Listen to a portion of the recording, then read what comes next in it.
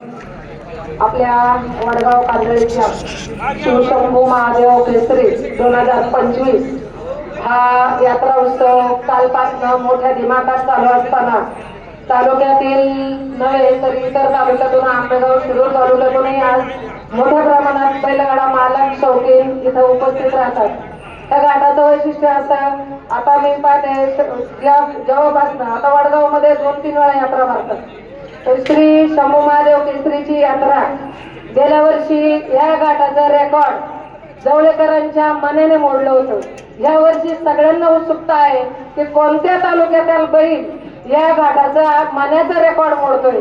आणि आतापर्यंत सांगत असताना सर्व अनाउन्सर सांगताय की आंबेगाव तालुक्याच्या महिला आघाडीच्या नेत्या, परंतु माझा जन्म या गावातला आहे।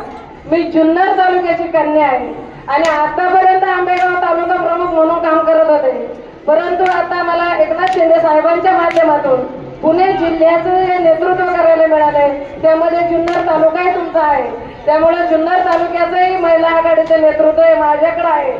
आणि हे माझं सर्व मित्रमंडळच हे यात्रा आयोजक आहे। मी माझ्या सर्व मित्रमंडळींचं दरवर्षी जरी मी दुसऱ्या तालुक्यातून या गावात येत असेल, परंतु मला सन्मानपूर्वक यात्रेचं निमंत्रण पण दिलं जातं आणि माझा इथं सत्कारही केला जातो।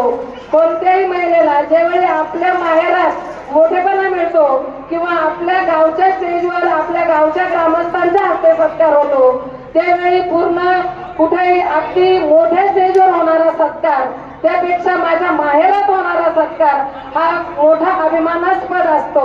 त्यामुळं मी आपल्या गावचे माजी सरपंच रामदास शेठ पवार असतील, आमचे श्रीकांत शेठ पाचपुते सर असतील, आमचे मित्र अनाउन्सर सुभाष लांडगे असतील, त्याचप्रमाणे आमच्या तालुक्यातील अनाउन्सर आमचा तेजस असेल, या सर्वांचं त्याचप्रमाणे या यात्रेसाठी पूर्ण वडगाव कांदळीचे माझे सर्व ग्रामस्थ त्यांचा सर्वांचं मी आभार मानते।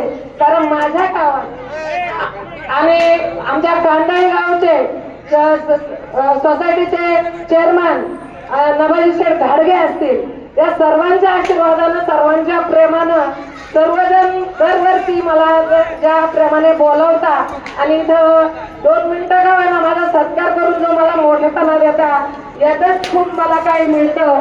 त्यामुळे प्रत्येक महिलेला हा माहेरात जो मिळाला सन्मान आहे, हा सन्मान हा काही वेगळा आहे। त्यामुळे सर्व गाड्या मालकांचं, गाड्या शौकीनांचं, माझ्या माहेरवासियांच्या वतीनं मी सर्वांचा आभार व्यक्त करते आणि हा यात्रा उत्सव दिवसेंदिवस मोठ्या प्रमाणात साजरा होत जावो आणि हा